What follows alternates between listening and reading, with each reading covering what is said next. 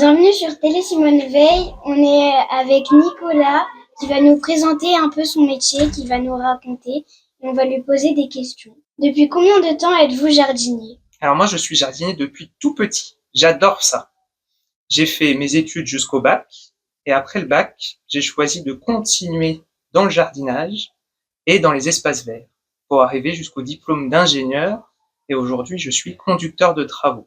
Pourquoi avez-vous voulu devenir jardinier?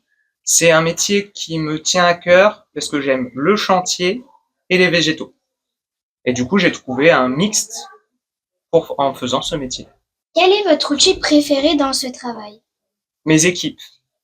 Je dirais que c'est un travail qui se fait uniquement en équipe. Moi, je gère les clients, les fournisseurs, mais aussi, ce sont mes équipes qui réalisent tout ce qui a été pensé sur les plans, sur le terrain. Et si j'ai pas mes équipes, on peut rien réaliser. Est-ce que vous travaillez dehors, même s'il pleut? Alors, mes équipes, oui. Malheureusement, ils sont obligés. Et en plus, la saison de plantation, malheureusement, c'est en hiver, de novembre à mars. Mais moi, je suis chanceux, je travaille plutôt dans les bureaux. Est-ce dur de s'occuper d'un jardin? Alors, je dirais que oui et non. Si on commence à connaître les plantes, c'est plutôt simple. Mais si on ne connaît pas les plantes, on peut vite faire des catastrophes. Il faut juste apprendre. Que préférez-vous dans votre travail? Ce que je préfère, c'est être en relation avec tout le monde. Parce que moi, je vais parler à mes clients, je vais parler à mes fournisseurs, je vais parler avec mes équipes. Et en fait, je suis le point central du chantier. Je suis le mécanisme qui fait que le chantier peut se réaliser. Avez-vous déjà planté un très grand arbre? Oui, le plus grand arbre que j'ai planté, il faisait 15 mètres. J'ai dû utiliser une grue qui faisait 200 tonnes pour pouvoir le planter. Immense. C'est immense comme arbre. Quel métier avez-vous fait avant? Alors moi, j'ai fait mes études en BTS à l'école, comme vous, et après j'ai été faire des études en apprentissage. Pendant ma période d'apprentissage, pendant 1 an, j'ai été sur le terrain avec les équipes pour apprendre leur métier, voir comment ils procédaient, apprendre avec eux. Et ensuite, j'ai pu accéder au poste que j'ai aujourd'hui, donc conducteur de travaux. Et pendant 2 ans, j'ai été avec mes collègues qui m'ont appris toutes les bases du métier. Et aujourd'hui, j'arrive au conducteur de travaux. Donc j'ai commencé par le terrain et ensuite, je suis passé au bureau en tant que conducteur de travaux, ce que je suis aujourd'hui. Est-ce une vocation personnelle ou familiale? J'aurais dit les deux, parce que dans ma famille, il n'y a personne qui est dans le chantier et dans les espaces verts. Par contre, ma grand-mère adorait les végétaux, et c'est une passion qu'elle m'a transmise. Et du coup, c'est une vocation personnelle et familiale, les deux à la fois. Est-ce que toutes les plantes ont besoin de soleil? Oui, les plantes ont forcément besoin de soleil pour se développer. Normalement, vous avez remarqué qu'elles ont toute la couleur verte, principalement. À l'automne, quand le soleil commence à disparaître, les feuilles deviennent rouges et tombent. C'est une cellule qui est contenue dans les feuilles, qui réalise la photosynthèse, ça vous l'apprendrez plus tard. Et c'est cette cellule qui donne la couleur verte aux plantes. Comment avez-vous choisi les arbres de la cour? Alors les arbres de la cour, ils ont été choisis selon plusieurs critères. Déjà, on est dans une école. Dans une école, on ne peut pas mettre tout ce qu'on veut. On met des arbres qui sont pas toxiques. Les baies, c'est interdit pour éviter d'empoisonner les enfants, bien sûr. Et on a choisi des grands arbres pour éviter que les branches, elles finissent dans vos yeux également. Donc on a pris des plantes non toxiques et adaptées au site. Qu'allons-nous planter aujourd'hui? Aujourd'hui, vous avez planté des petites vivaces. Alors les vivaces, c'est quoi? C'est des petites plantes qui vont pas être très hautes, qui vont faire jusqu'à 15 cm maximum.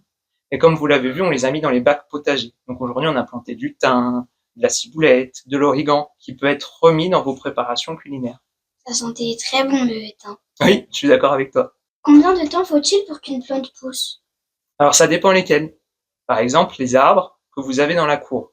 Comme exemple, ils ont déjà 15 ans.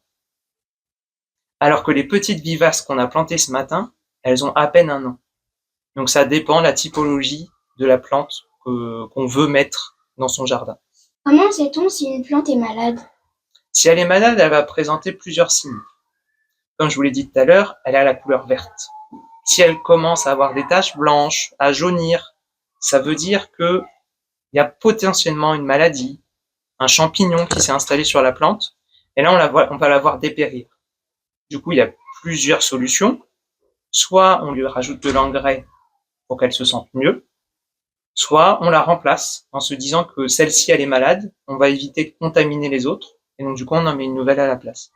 Faudra-t-il arroser les plantes et les arbres tous les jours? Alors tous les jours, non, puisque l'excès d'eau peut faire mourir vos plantes. Par contre, de temps en temps, c'est l'idéal de les arroser. Vous avez la pluie qui les arrose naturellement. Par contre, effectivement, quand ils sont jeunes, il vaut mieux arroser les arbres régulièrement, une fois toutes les 2 semaines. Quelle est votre plante préférée? Ma plante préférée, je dirais que c'est le Liquidambar styraciflua. Oh là là, quel nom compliqué.